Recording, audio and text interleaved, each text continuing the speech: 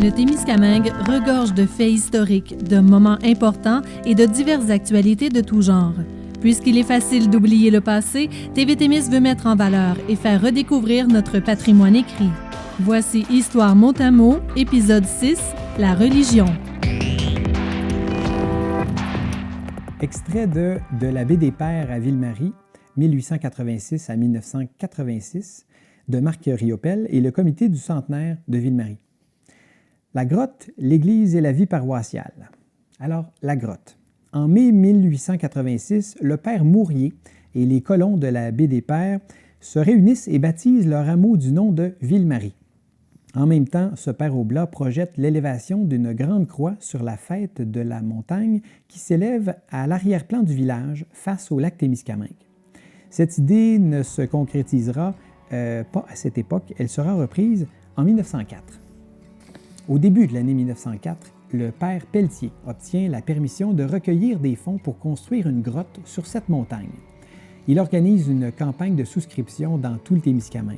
Afin de diriger les travaux de construction de cette grotte en ciment, les Oblats font appel à un expert de Montréal, M. Gustave Gilbert, d'origine belge. Le frère Moffett agit à titre d'employeur. Il embauche M. Gustave Gilbert, Napoléon et Adolphe Giguère, M. Filion, Louis Retette, Joseph Martel, Omer Chénier, Pierre Bourgoin, Auguste Tasset et Elzéar Marois pour travailler à cette construction. M. Réaume, père de Louis, futur évêque du diocèse d'Haileybury, fait la clôture de fer forgé qui orne l'approche de la grotte construite sur le modèle de celle de Lourdes en France. L'inauguration de la grotte a lieu le 23 octobre 1904 à l'occasion du premier pèlerinage. Les gens viennent de plusieurs endroits. Les familles de Fabre, Guigues, Lorrainville, Béarn et Laverlechère arrivent en calèche, communément appelée boguée, tandis que celles de Notre-Dame-du-Nord, New Lescard, Haileybury, Cobalt gagnent Ville-Marie à bord du Météore. La fanfare de Ville-Marie accueille les pèlerins au quai de la Pointe au son de ses cuivres.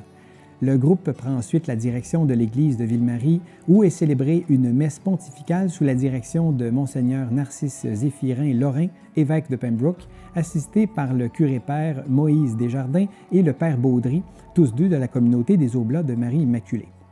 Des visiteurs de marque occupent le chœur, les révérends père Tourangeau, provincial des Oblats, Cornelier, procureur général des Oblats, Laniel, curé de Tête-du-Lac, Guéguen et Lacombe, missionnaires des Algonquins.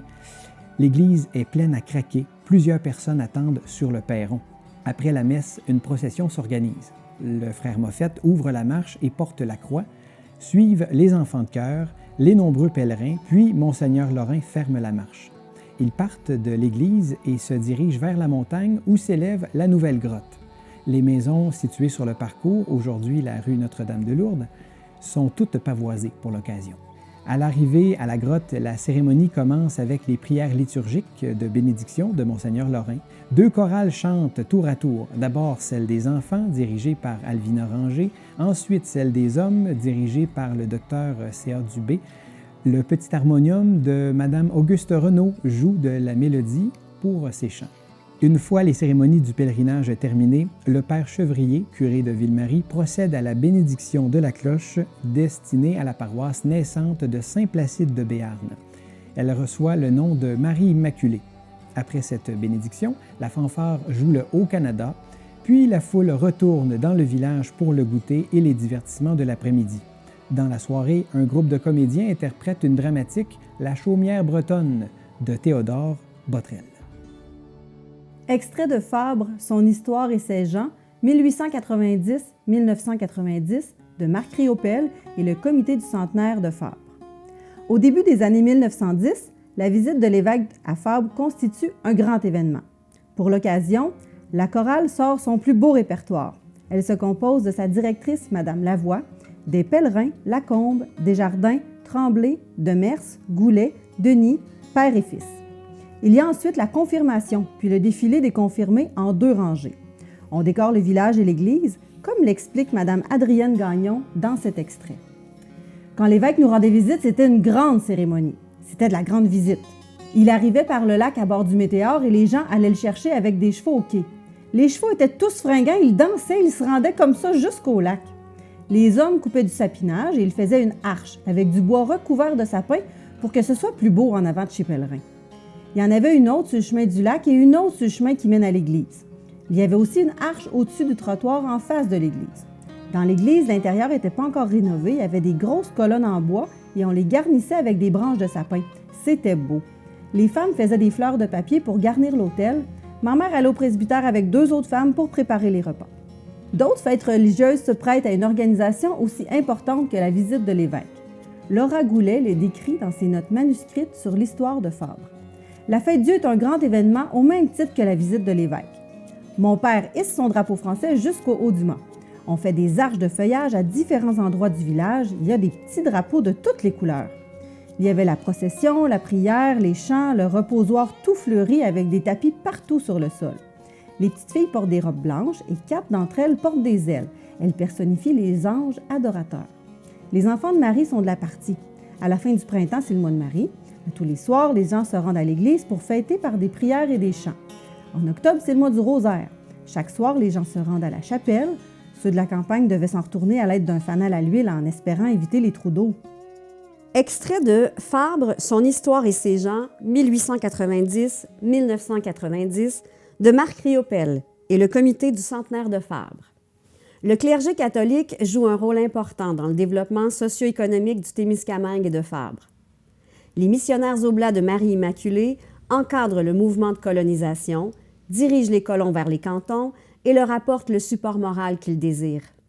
Une fois la population de la mission du canton Fabre jugée suffisante, on procède à la fondation d'une paroisse. On voit ensuite à l'organisation matérielle de cette nouvelle paroisse en la dotant d'une église, d'un presbytère et d'un cimetière. À ces infrastructures s'ajoute la mise sur pied de la fabrique, l'organisation d'une chorale et la planification des fêtes religieuses.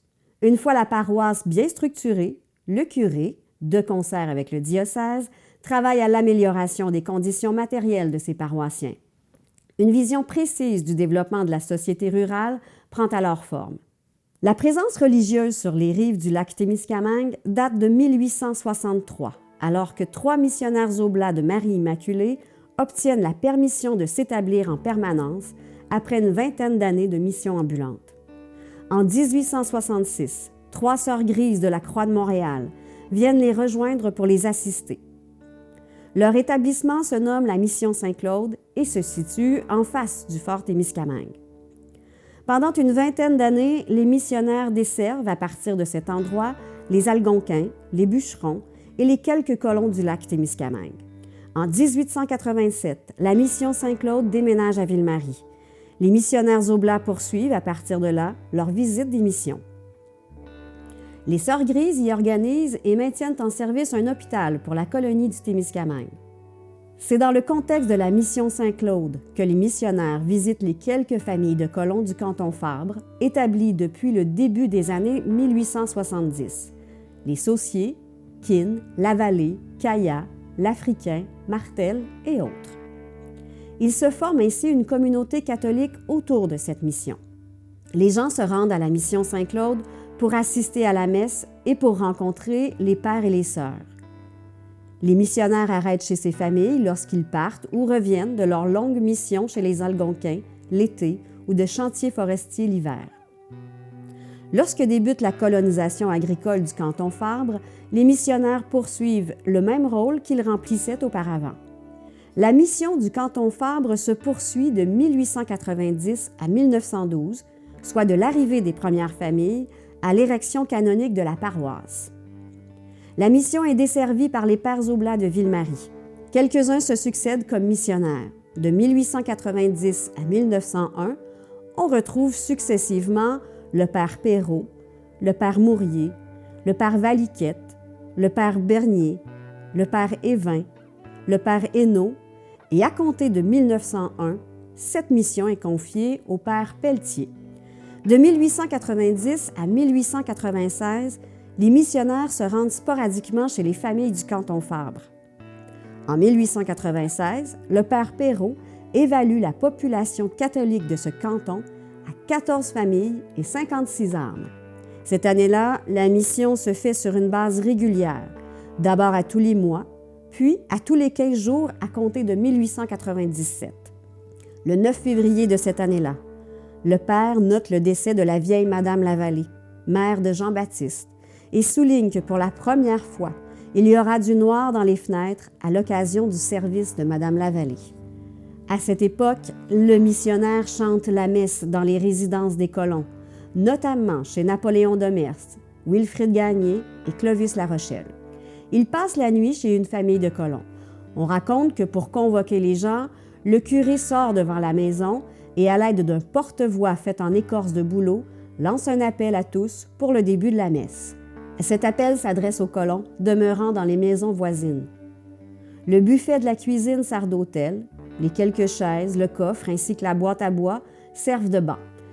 Lors d'une mission qui peut durer quelques jours, le missionnaire en profite pour rendre visite à la majorité des familles, chanter des messes à plusieurs endroits dans le canton et baptiser les nouveau-nés. Le 9 octobre 1898, le père Mourier dit la messe chez Louis Venn et profite de l'occasion pour discuter de la construction d'une chapelle dans le canton Fabre. Le 11 mars 1899, le père Évin célèbre ses premières missions à 3 endroits différents dans Fabre, chez Venn, Lavallée et Martel. Il remarque qu'il y a eu peu de communiants à Fabre, ayant donné 15 communions chez Venn, 3 chez Lavallée et 6 chez Martel. Il souligne que les gens se dérangent plus pour aller à la danse que pour aller à la messe. Après entente entre le père Bernier et les colons, on décide d'ériger la chapelle en haut de la côte du village, non loin de la croisée des chemins. Pendant l'hiver 1899-1900, les pères font couper des billots par des colons de Fabre pour la construction d'une chapelle. Parmi ceux-ci, on retrouve Jacques La Rochelle et ses 2 fils, Clovis et Octave. Au printemps 1900, les colons construisent leur première chapelle du canton Fabre. La couverture est faite de bardeaux de cèdre et l'intérieur est tapissé en gros papier gris, ce dernier travail étant exécuté par les femmes. Extrait de la Minerve, volume 27, numéro 1, février 2017, produit par la Société d'histoire du Témiscamingue. Une tradition des paroisses d'où les premiers Témiscamiens provenaient consiste à la création de cercles socio-religieux afin de rassembler les gens de la paroisse. Ces associations avaient toute une bannière qui les identifiait et qui les précédait dans les processions, comme celle de la Fête-Dieu par exemple. La bannière est ornée de broderies, d'armoiries et d'une image sainte, accompagnée d'inscriptions. Certains mouvements existent toujours, comme celui des Chevaliers de Colomb, des Dames de Sainte-Anne et des Filles d'Isabelle, mais la plupart ont disparu, du moins dans notre région. Cercle des Lacordaires et Jeanne d'Arc. C'est le dominicain Joseph A. Jacquemet qui a fondé le premier cercle Lacordaire à Fall River, au Massachusetts, le 5 février 1911. 4 ans plus tard, en 1915, un premier cercle canadien était mis sur pied. L'objectif des Lacordaires est alors de combattre par tous les moyens légitimes le fléau de l'alcoolisme. Cette association cherche à grouper tous les catholiques du Canada qui s'engagent à lutter contre l'alcoolisme en pratiquant l'abstinence totale des boissons enivrantes. En 1955, l'association Lacordaire et Sainte-Jeanne d'Arc du Canada compte plus de 138 000 membres, dont 6 000 dans le diocèse de Montréal. L'Église jouera un rôle primordial dans le développement de cette association, dont la devise est « Honneur, santé, bonheur ». Le mouvement Lacordaire s'étendra rapidement au Témiscamingue au début des années 1940 et chaque paroisse aura son cercle très actif dans le combat contre l'alcoolisme. Seuls les hommes peuvent être membres du mouvement. Un mouvement regroupant exclusivement les femmes sera créé avec les mêmes buts que les cercles des Lacordaires et le Témiscamingue comptera beaucoup de ces cercles nommés Sainte-Jeanne d'Arc, chevaliers de Colomb. L'Ordre des Chevaliers de Colomb existe depuis 1852. Ce n'est pas un mouvement relié à l'Église catholique ni rattaché à la structure de l'Église.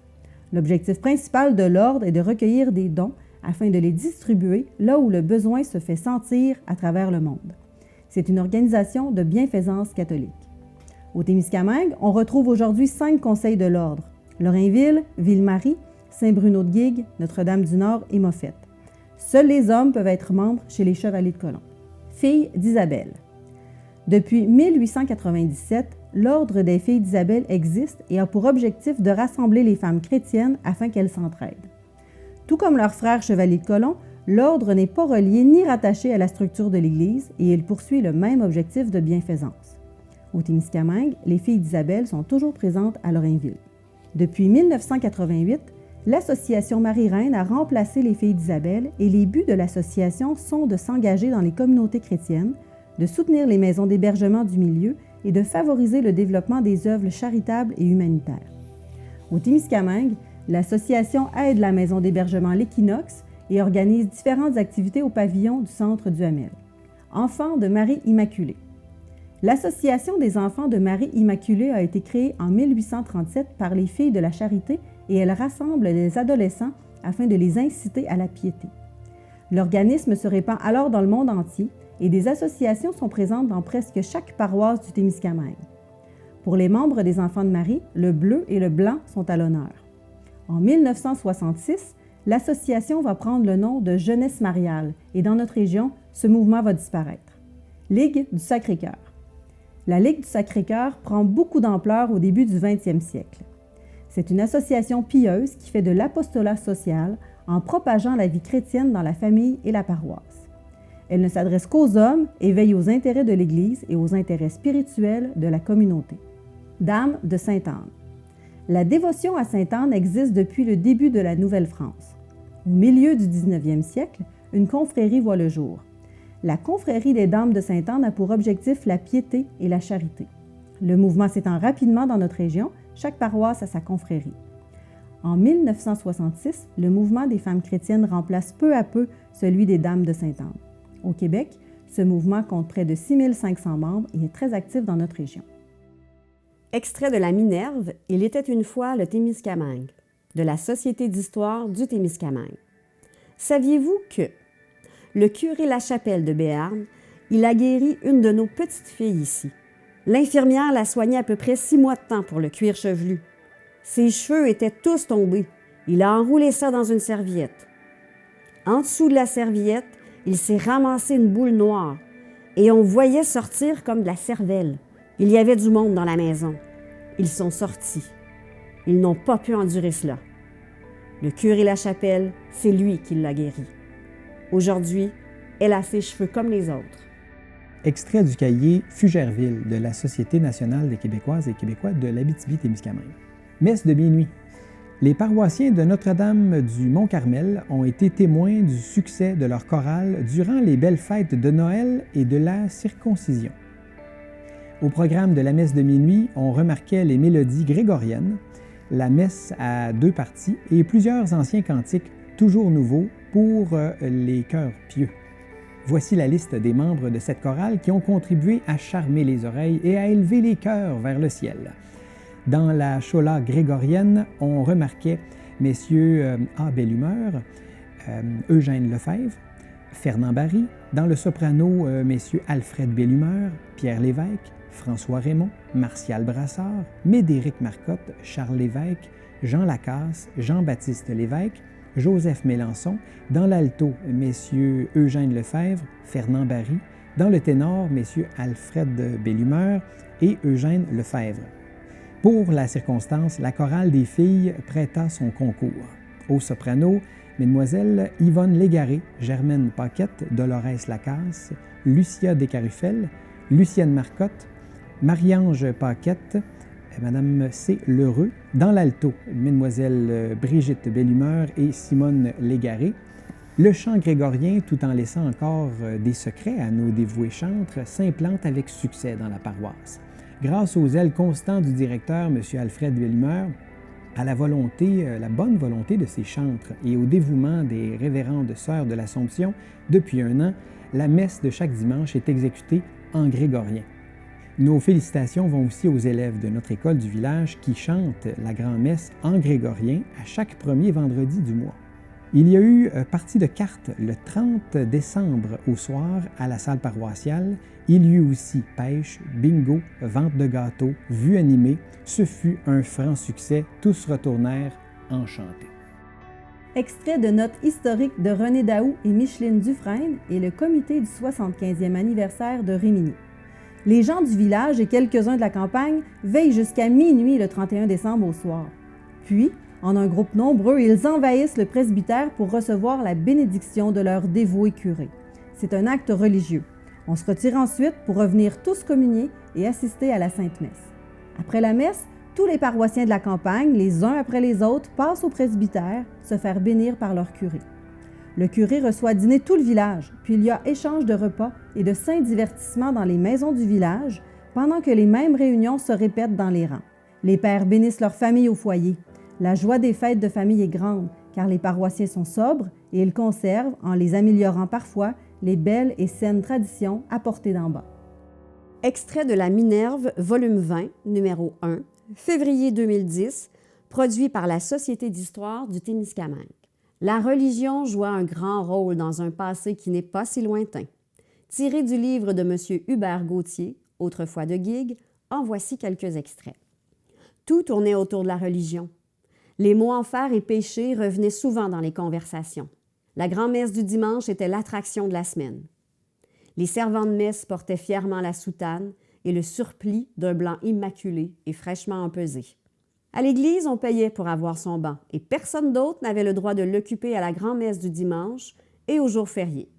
Durant le sermon du curé Moreau, à peu près le tiers des citoyens dormaient. Faut dire que l'homélie durait souvent plus d'1 heure. Tout ce temps à se faire sermonner, souvent chicaner. Tout était prétexte à aller à l'église. Le dimanche à 7 heures, la basse-messe. À 10 heures, la grand-messe et les vêpres à 15 heures. En semaine, la messe était facultative. Durant le carême, on ne manquait pas une messe le matin. On se retrouvait nombreux à l'église. Durant les 40 jours du carême, il fallait jeûner, excepté le samedi et le dimanche. Afin de pouvoir communier à la messe, il y avait 2 conditions très sévères. Il fallait être en état de grâce et à jeun. Cela voulait dire qu'on ne pouvait ni manger ni boire à partir de minuit. Pas une goutte. Plus tard, un allègement réduisait l'abstinence à 1 heure pour la nourriture et 3 heures pour la boisson. De plus, le vendredi, durant toute l'année, il fallait faire maigre, c'est-à-dire qu'on ne pouvait pas manger de viande. C'était même péché. Lorsque les femmes se présentaient pour la communion, elles devaient s'assurer de ne pas avoir de rouge sur les lèvres. En tant que servant de messe, j'ai vu à quelques reprises le curé Moreau refuser la communion à des femmes qui avaient passé outre à cette consigne locale. Avant chaque fête religieuse, il y avait le concours de confession, question de laver son âme. Péché ou pas péché, tout le monde passait par le confessionnal. On attendait notre tour en rang dans la petite allée. Il arrivait que le curé, un peu dur d'oreille, élève la voix et s'adresse au pénitent en lui demandant un complément d'information que comprenaient bien les personnes attendant leur tour, placées debout en rangée près du confessionnal. Je ne sais pas pourquoi, mais cette personne, en sortant du confessionnal, avait pris des couleurs à la figure et aux oreilles, montrant toute la gamme des rouges. En juin, il y avait la parade du Sacré-Cœur, dans laquelle on transportait une hostie dans un rituel bien spécial, le tout accompagné de chants religieux. Le cortège partait de l'église pour se terminer où il y avait le reposoir. Ce dernier consistait à fabriquer un autel sur la galerie afin de recevoir l'ostensoir, refermant une hostie, qui était vénéré un certain temps. De chaque côté de l'escalier, des anges vivants portaient des robes blanches, roses, vertes ou bleues, et leurs ailes complétaient la décoration. Ma sœur a presque toujours été un ange. En tant que servant de messe, j'avais mon horaire pour servir la messe du matin pour 1 semaine. La paye était de 5 cents par matin. On n'était pas payé pour les jours manqués. Le dimanche, à la basse-messe, on n'était pas payé non plus, car le dimanche, il n'était pas permis de faire de l'argent.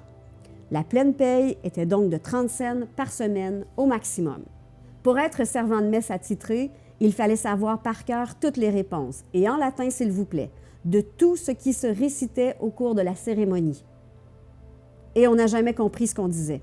Ce n'est qu'au début des années 60, à la suite du Concile Vatican II, que le prêtre a fini de tourner le dos aux fidèles et qu'il a adopté la langue française pour ses prières. Enfin, on pouvait comprendre ce qu'il semblait comploter en latin auparavant durant toutes les cérémonies religieuses. On a gagné des indulgences de toutes sortes, soit en assistant aux offices religieux, soit en faisant des offrandes ou en achetant des petits Chinois. Il arrivait que des missionnaires nous rendent visite à l'école avec l'idée de nous endoctriner afin de faire de nous des missionnaires.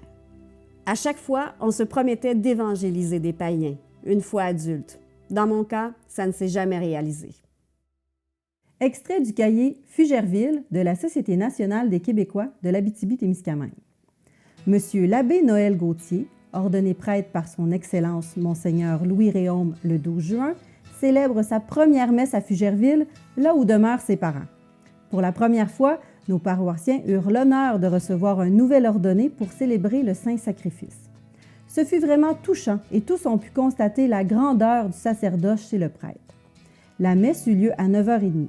Une foule nombreuse de parents et d'amis remplirent l'église de Fugerville. Monsieur l'abbé Réal Gagnon, d'Ottawa, ordonné depuis 1 an et confrère bien-aimé du nouveau célébrant, agissait comme diacre. Sous-diacre, monsieur l'abbé Marcel Routier, de Guigues, confrère du nouveau prêtre. Comme prêtre assistant, monsieur le curé Fontaine. Les 4 enfants de chœur qui servaient étaient les frères du célébrant, Jean-Marc, René, Gérard et Denis.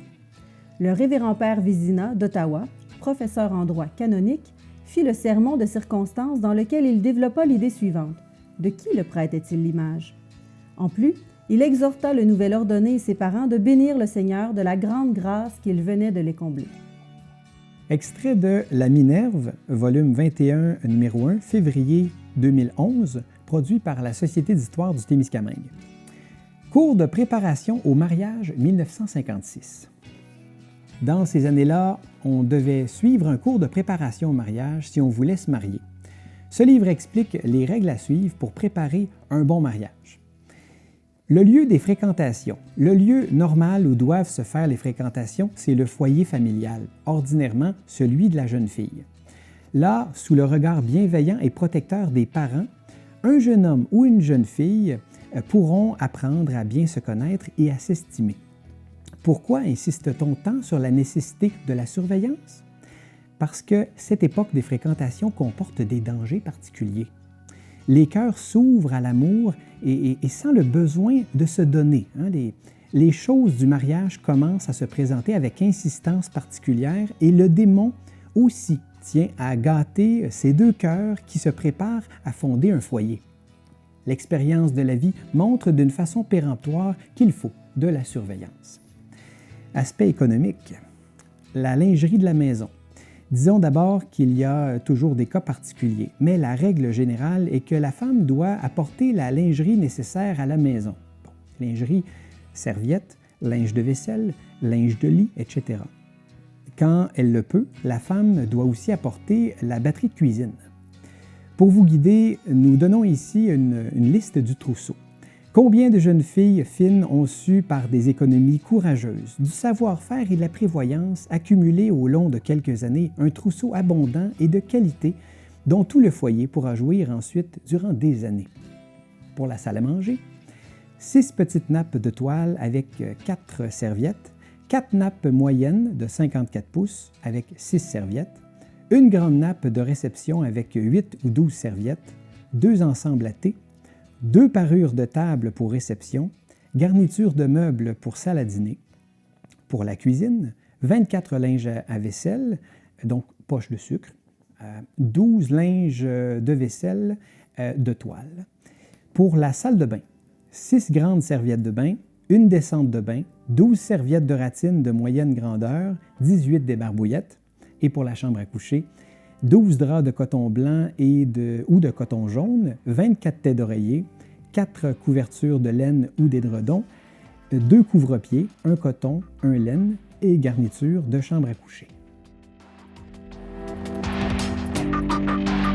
C'était Histoire Mot-à-mot, une production de TV Témis avec les voix de Guillaume Beaulieu, conteur d'Abitibi-Témiscamingue et chevaucheur d'Orignal. Véronique Beaulé, agente de développement culturel à la MRC de Témiscamingue. Dominique Fortin, enseignante.